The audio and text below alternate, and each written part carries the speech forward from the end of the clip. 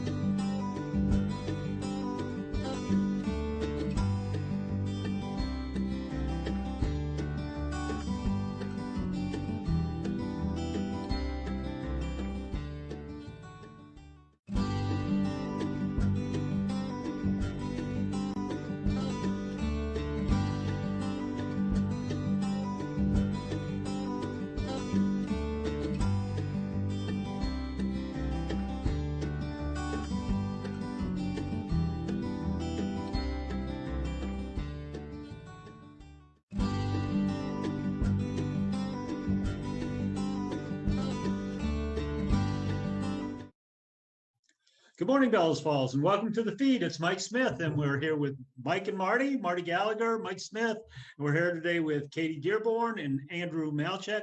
We're going to be doing updates on the PPP program, and then what's happening with the schools and how kids today are compensating for being on quarantine. But first, we're going to start with Marty, and she's going to give us a little bit of update on the Rockingham Helpers and what's happening around town. Rockingham Helpers are rolling right along. They're each and every week they're honing their systems. They're getting a little more organized. They're still working on the biggest project they're working on right now is the neighborhood mapping.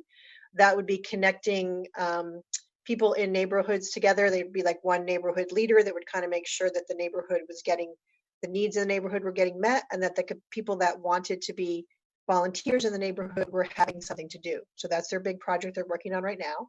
Again, want to emphasize that they work in conjunction with our existing service agencies, Parks Place, Our Place, the Food Bank, Senior Solutions, Senior Center. They're not taking the place of those service agencies. They're working together with those service agencies.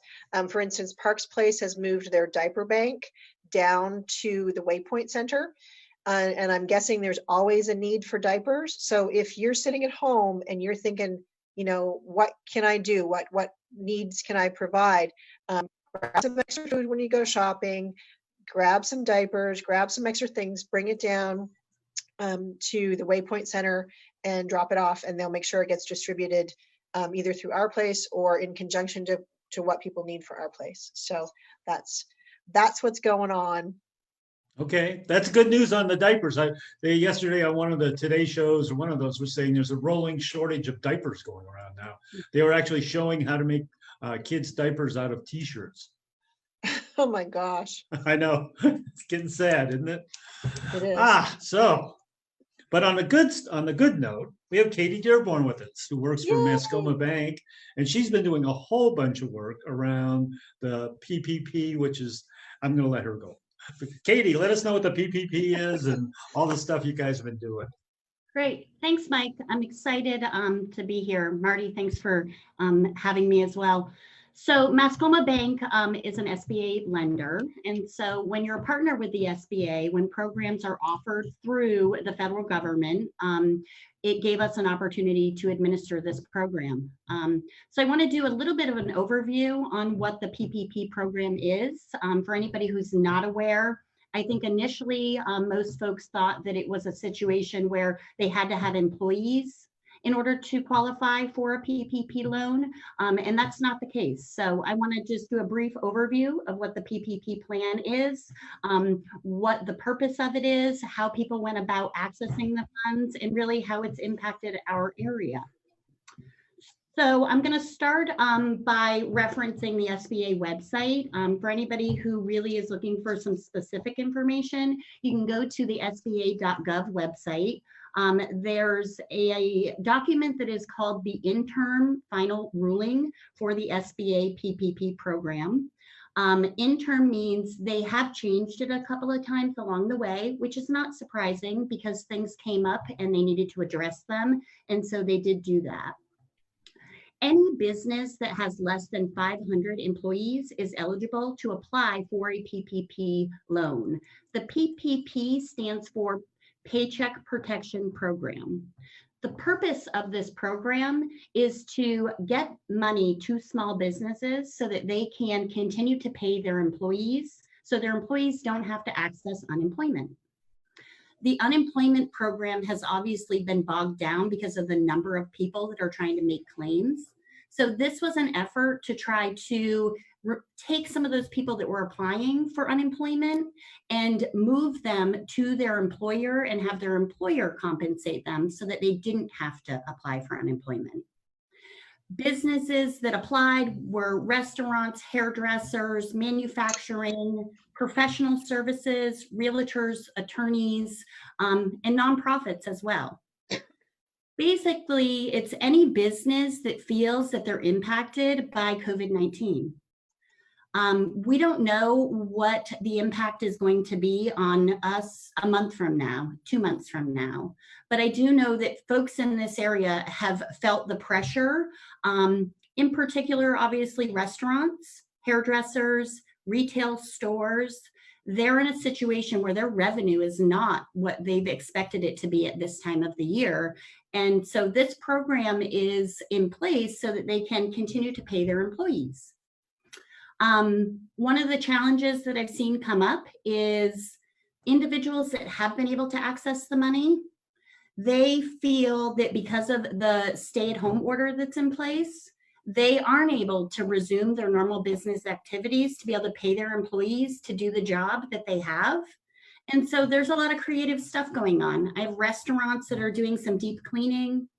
They're doing some painting, some rehabbing. They're paying their employees to do work that's not the traditional work that they normally would do, but it's allowing them to be compensated and not be on unemployment. So it's a little bit interesting. I think there are some that have found it a challenge to be able to meet the guidelines of this program, which I'll get into in a minute.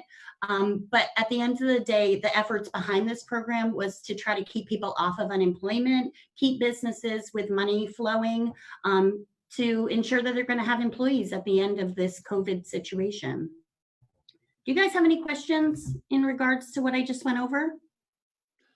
No, well, I know you're going to talk about the actual things that you have to do to get into it, but I know we had a person last week that was saying that they just started a business and they were saying didn't think should they call, if you had questions about this, should they call? Because I know each circumstance is unique and it may or may not work, but would it be good for them to call you or go to a website, or how would that work?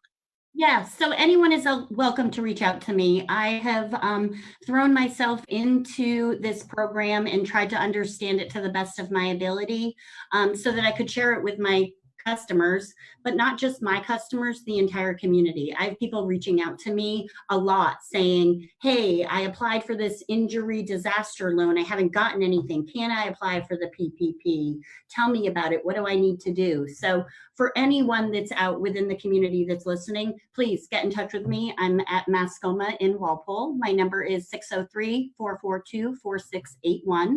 My email is Katie, Katie .Dearborn at mascomabank.com. And I am absolutely happy to answer questions and try to direct anyone.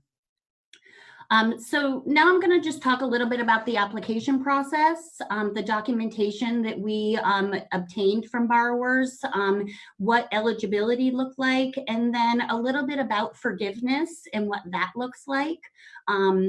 So the application process actually started on April 3rd. That was the day that the SBA opened the funds to banks so that they could start processing those applications. The application was a very short application, not a traditional loan application.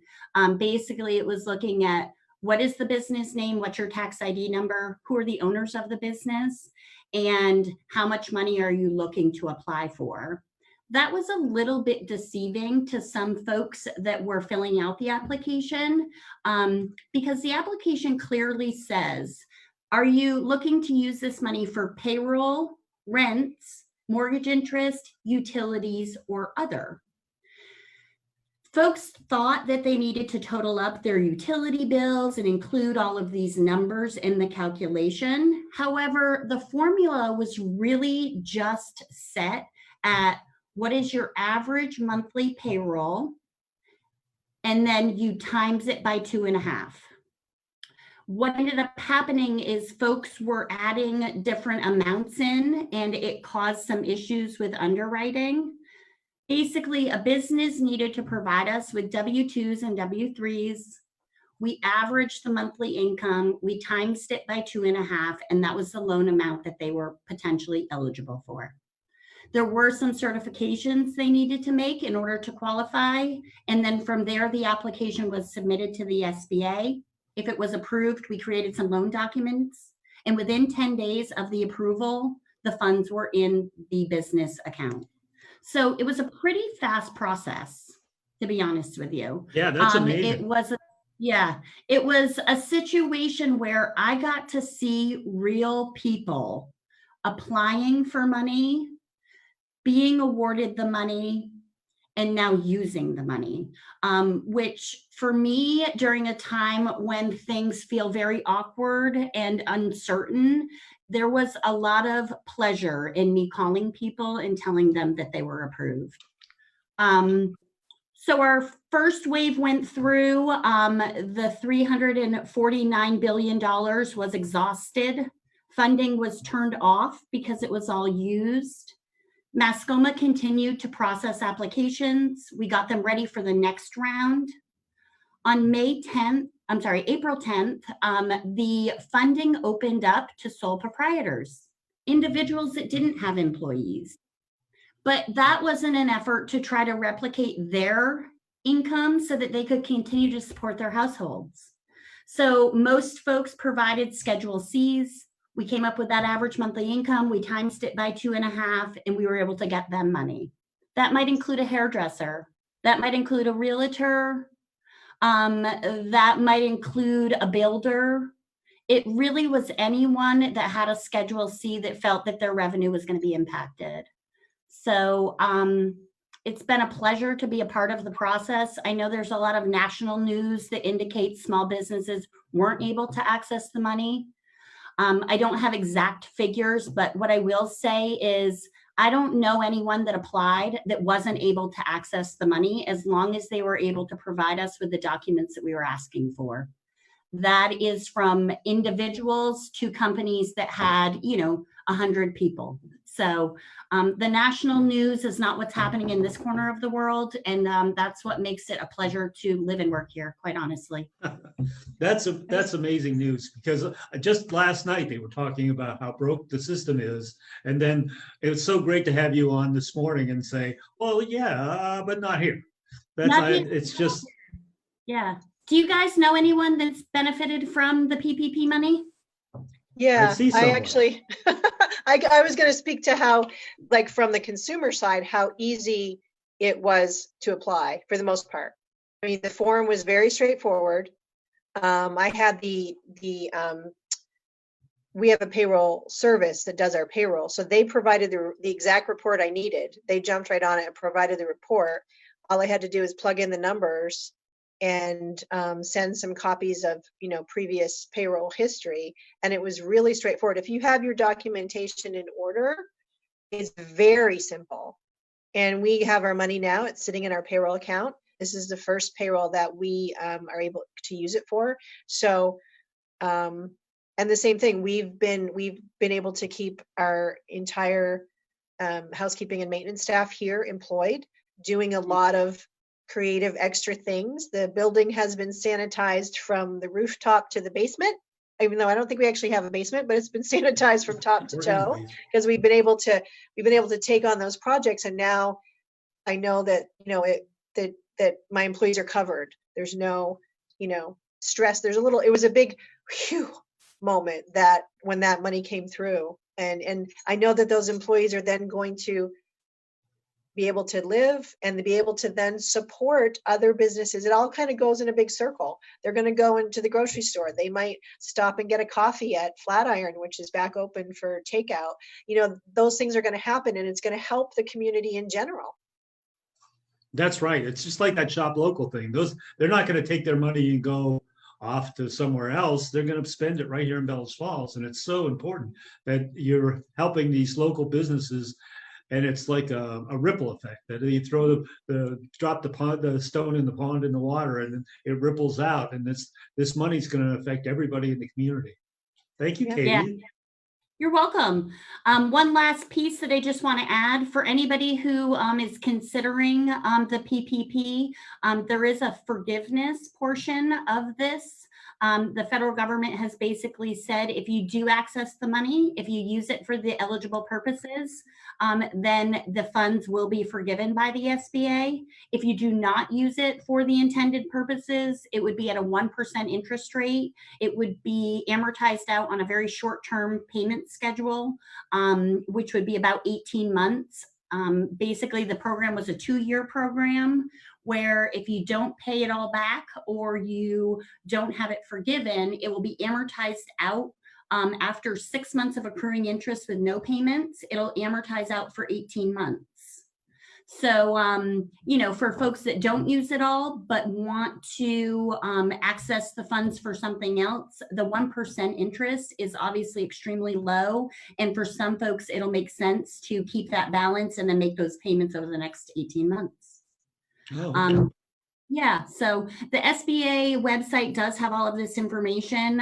It does change fairly regularly, so we all try to stay on top of it as much as possible.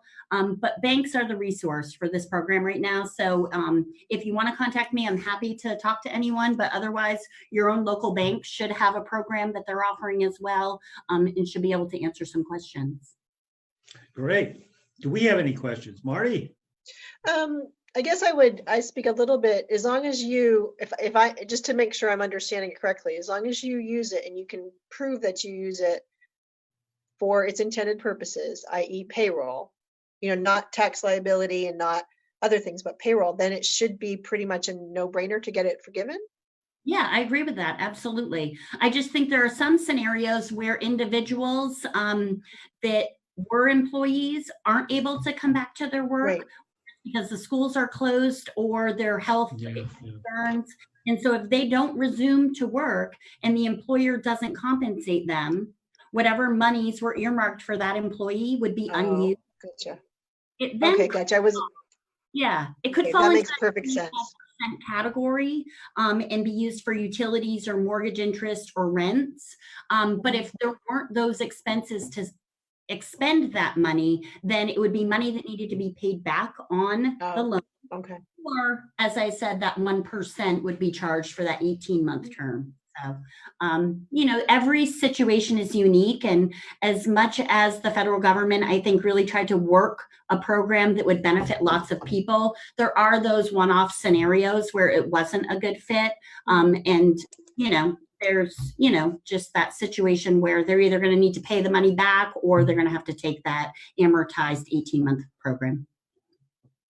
Either way, it's a pretty good deal for everyone. I mean, the percentage of interest is so low that it's nice to have that cushion if they got the money and then they needed it. That's not a bad loan either. That's really, really good. Yeah, exactly. So the only other thing I wanted to bring up while I have everyone is Mascoma Bank and our community foundation, our donations committee. We've got a great fund of money for our communities that we live and work in the footprint within Mascoma.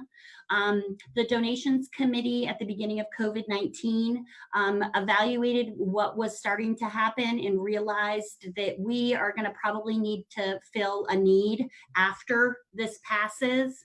And so we as a company, our foundation, our board, we're positioning ourselves to be able to help people in the aftermath of this, what things look like, how we allocate money.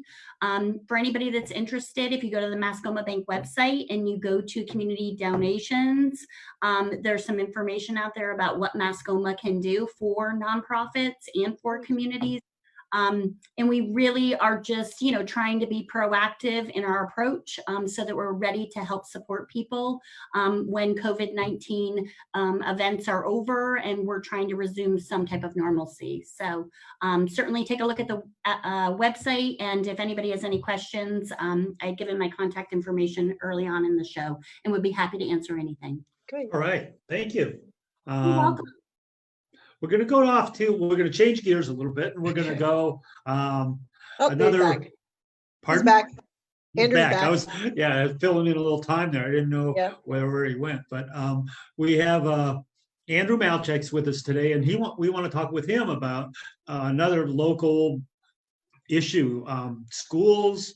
What's happening in the schools? How's online learning going? What's going to happen with graduation? What's going to happen with Project Grad? All those things that they're really up in the air right now, and it's the timing is such that it seems like the curve is flattening. We're at peak or past peak, and it may be time when people start looking at these things. And so it's sort of good to get an update from Andrew. So Andrew, welcome. Yes, sir. It's good to be here. What are you up to lately? Working and a lot of schoolwork. Yeah. Yep. How's school work? I mean, I don't even. So right now it's everything is online.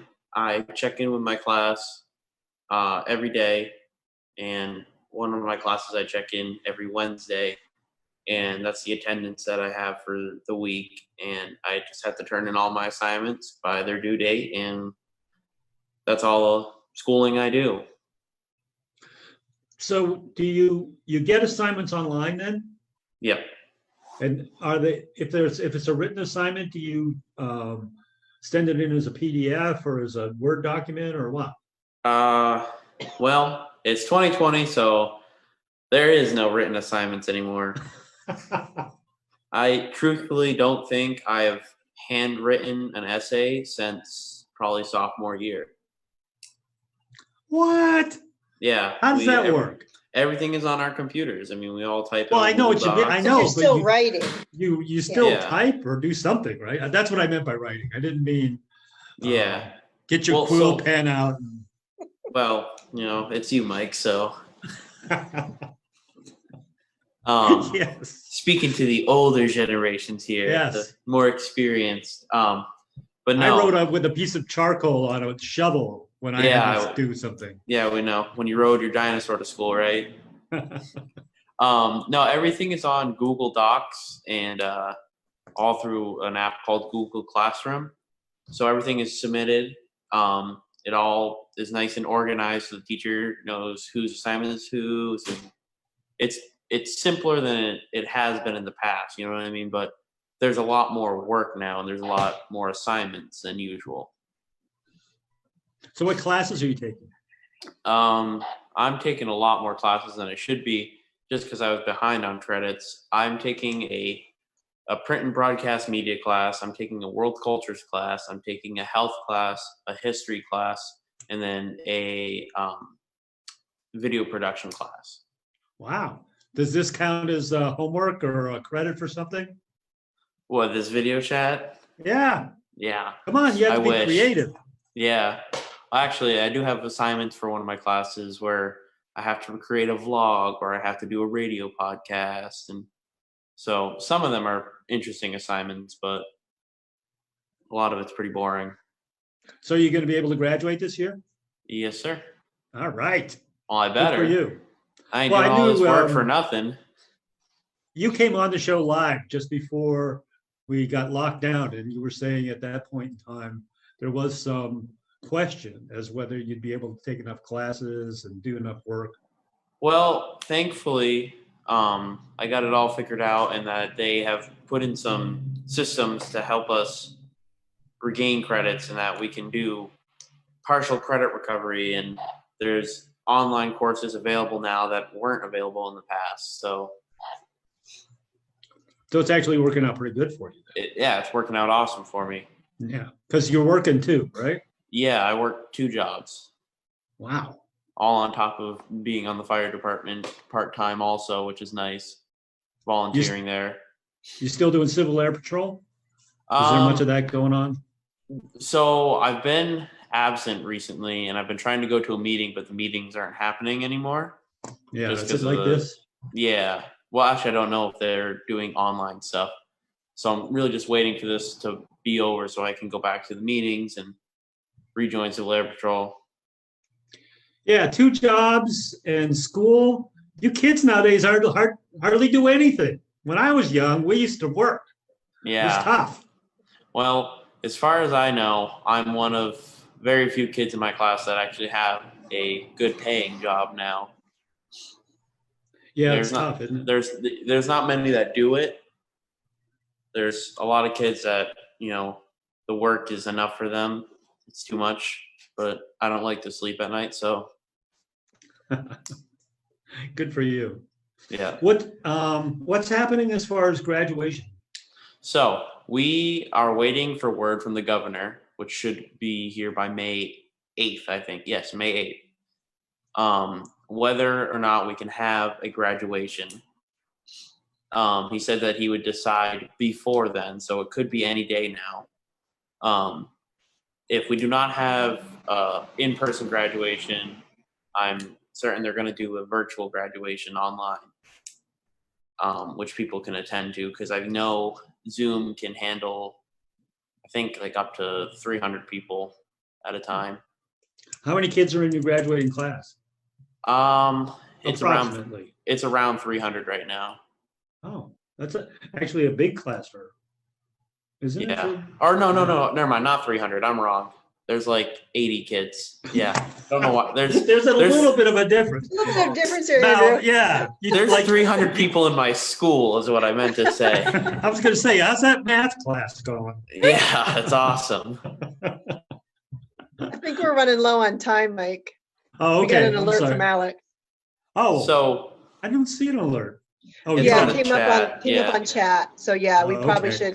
should So- thank We should, everybody. before I go, I'd just like to mention that, like Marty said before, that the Flatiron Exchange is open now.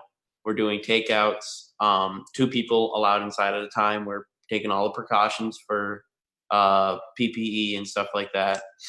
So definitely come down or call ahead for your order, and you can still get your coffee and your baked goods. And Jed's Power Equipment's now open again too. So bring yes. your cars in. Your car Yeah. does not stop for Corona.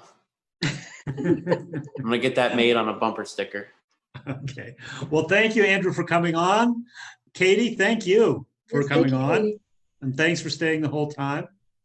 You have to talk, I think, more louder so you take over the. Anyway. Oh, thank you. It was great. I All right.